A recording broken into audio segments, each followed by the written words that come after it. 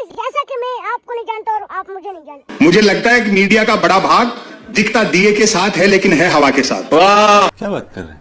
यहाँ पर जमीन पर जो लोग काम करते हैं उनको मालूम है कि 40 जिले हैं। उसको भी हम लोग भी जमीन वाले ही पत्रकार हैं। जब आप कहेंगे कि बीजेपी की इतनी सीटें थी, बुलेट पर आपको देखते हैं, जमीन पर आपको नहीं देखा। मैं आपको गोदी मीडिया कहूंगा तो आप क्या कहेंगे? जो बुलाना है बुला लो भाई।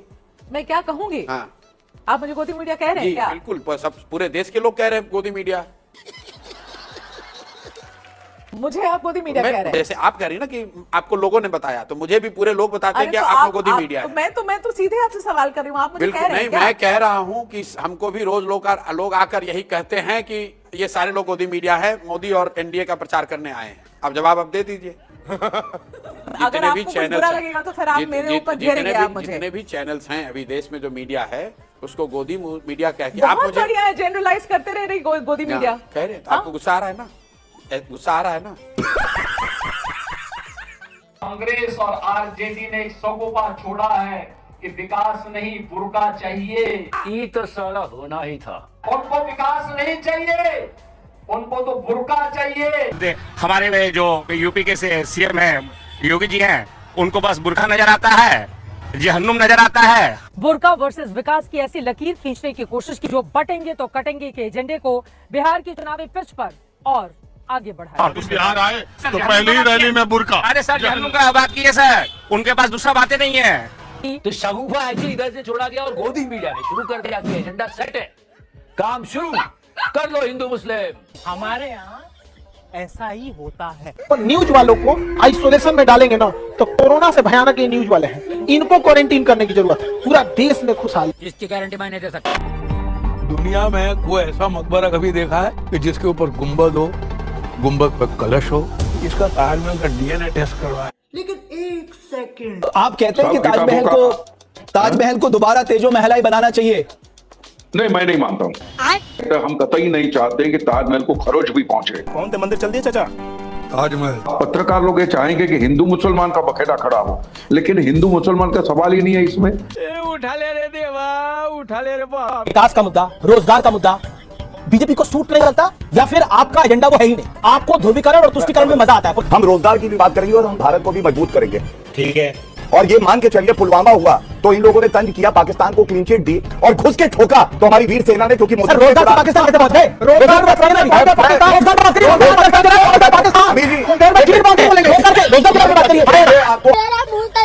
क्या बताऊं? अरे बड़े खतरनाक लोग हैं। क्या बोले हैं? मोदी के नाम पर अगर एक कुकुर आएगा उसको वही वोट देना है हमको। क्या बात कर रहे हैं बाबा? कुकुर विकास कर देगा आपका? नहीं, एक बात मैंने मैक्सिमम कह रहे हैं, कुकुर कुकुरे को वोट।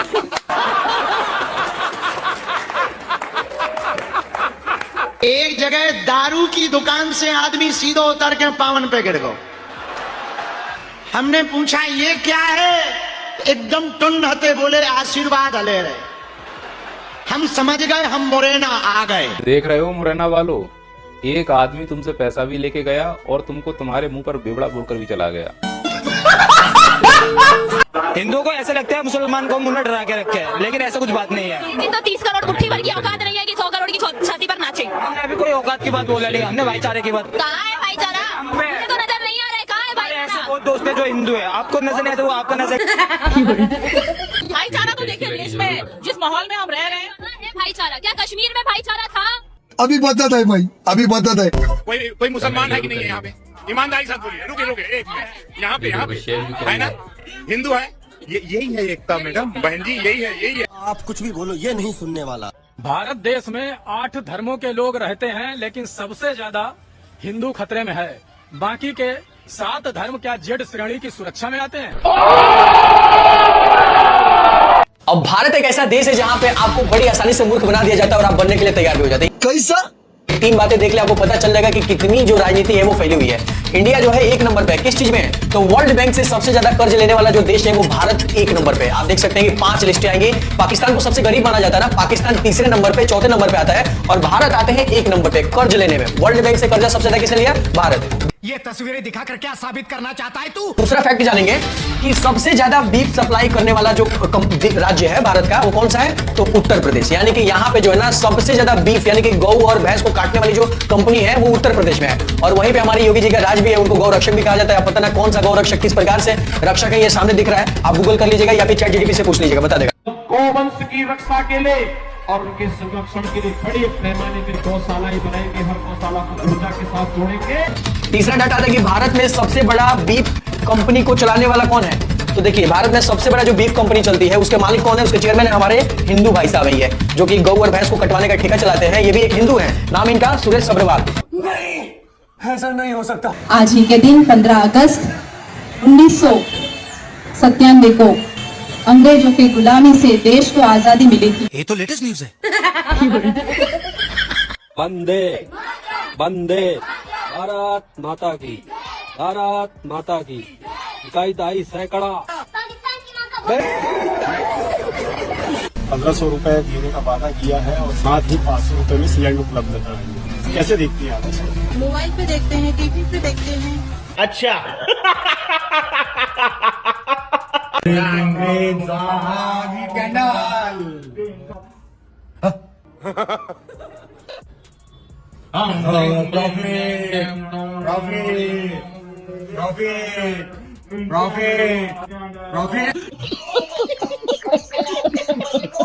भाई क्या आप लोगों ने ये वाला वाटरफॉल देखा है? जुम करो जुम करो जुम करो।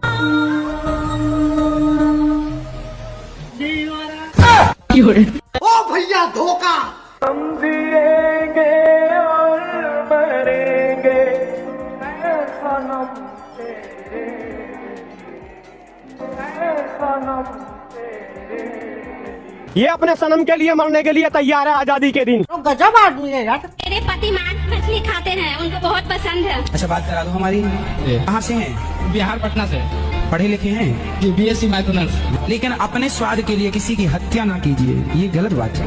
नहीं आदमी नहीं खाया अभी तक।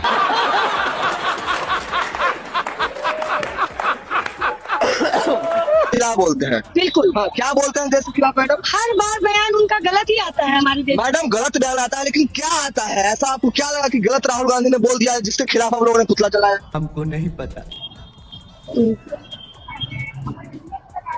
मैं पहली बार आई इसलिए। पहली बार आई, कहाँ से आएंगे मैडम? अपने मर्जी से जलाएंगे। जब मन करेगा जब आप गाली दे देंगी, जब मन करेगा जब पुतला जला देंगी, जब मन करेगा जब किसी को देशद्रोही बता देंगे।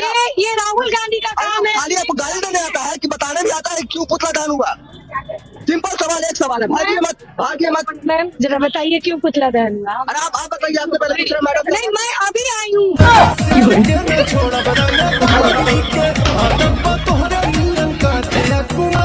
लगाइए सरकार पर क्या आरोप लगा रहे हैं, सरकार की तरफ से मैं करूंगा काउंटर, पूछो।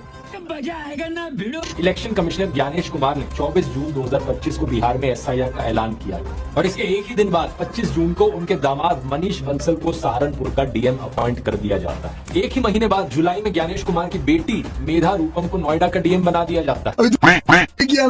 अभी बताते। अरे बलगरा गए हो तुम विदेश जाकर, भारत की पूरी संस्कृति भूल गए हो। 2014 के बाद भारत की सभ्यता चेंज हो गई है। कैसा? अब पदों का वितरण अलग हिसाब से होता है।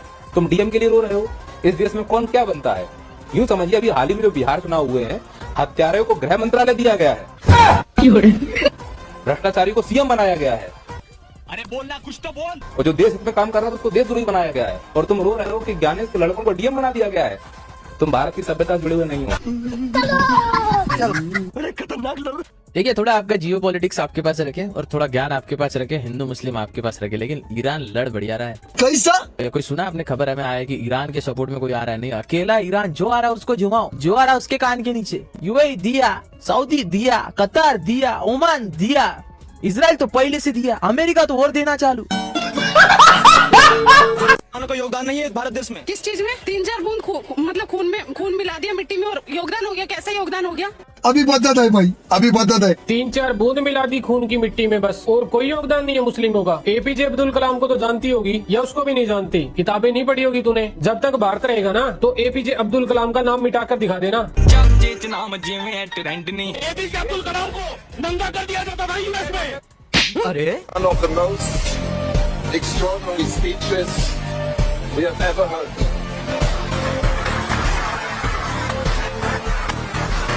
From a statesman, scientist and poet, this is unique. यही नहीं, अभी और सुनिए। कल दूसरा बताऊं, मौलाना अब्दुल कलाम आजाद, सुना है नाम? भारत के पहले शिक्षा मंत्री थे, भारत की आजादी के बहुत बड़े नेता थे, भारत में IIT और कई शिक्षा संस्थानों में बहुत बड़ा योगदान था उनका। और तुम जैसे लोगों ने वो जम्मू कश्मीर में मेडिकल कॉलेज है ना माता वैष्णो देवी, वो बंद करवा दिया, और वजह तुम लोगों को अच्छे से पता है। अशफाकुल्ला नाम सुना है? बहुत बड़े स्वतंत्रता सेनानी थे, उन्होंने काकोरी कांड में बहुत बड़ी भूमिका निभाई थी और देश के लिए बलिदान दे दिया था। उनको फांसी की सजा हुई थी, याद है क्या तुझे? डॉक्टर जाकिर हुसैन का नाम सुना है? जो भारत के तीसरे राष्ट्रपति रहे हैं। शिक्षा और समाज सुधार में बहुत बड़ा योगदान था उनका। फैजल खान का नाम सुना है? जिसको खान सर बोलते हैं। तुम लोगों को पता भी है क्या वो शिक्षा के लेवल पे क्या क्या काम कर रहा है? हॉस्पिटल खोल रहा है, कह दो वो भी गलत है पब्लिक के लिए। इंकलाब जिंदाबाद, जय हिंद, सारे जहां से अच्छा हिंदुस्तान हमारा, ये नारे किसने दिए थे? चेक कर लेना ये नारे किसने दिए थे, किताबें पढ़ लेना थोड़ी। आपका झुकाव देश के प्रति होना चाहिए। सरकार, पार्टी, राजनीति कब आएंगे कब जाएंगे इनको कोई पता नहीं, हमेशा रहेगा तो हमारा देश रहेगा। और हमारे देश ने इन लोगों को पाल पोस के यहाँ तक पहुंचाया है, इनके वजह से हमारा देश आजाद नहीं हुआ है।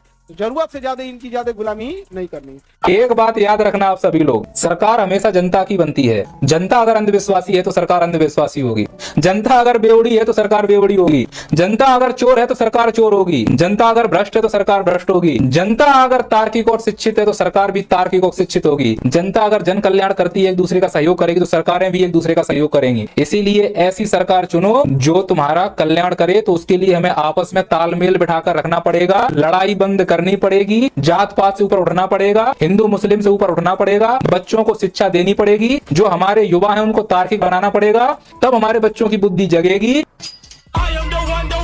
भारत में लोग राजनीति कर रहे थे, हमारी सरकार, कांग्रेस की सरकार, बीजेपी की सरकार, दुबई का राजा जो था ये फ्लाइट पकड़े हांगकांग, कहा कि जितनी फैक्ट्री जानी है, जितना ऑफिस चाहिए, हम सेम बिल्डिंग बना के आपको देंगे दुबई में।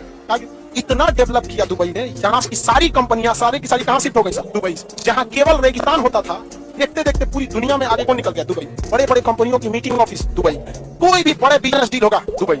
इवन भारत में कोई अमेरिका से कोई भी सामान लिए, दुबई एयरपोर्ट पर पहले जहाज उसको क्या करेगा? उतारेगा, उसके बाद दूसरे जहाज से यहाँ लाए। आप बताइए, हम लोग इन्हें अंडमान निकोबार में नहीं बुला सकते थे?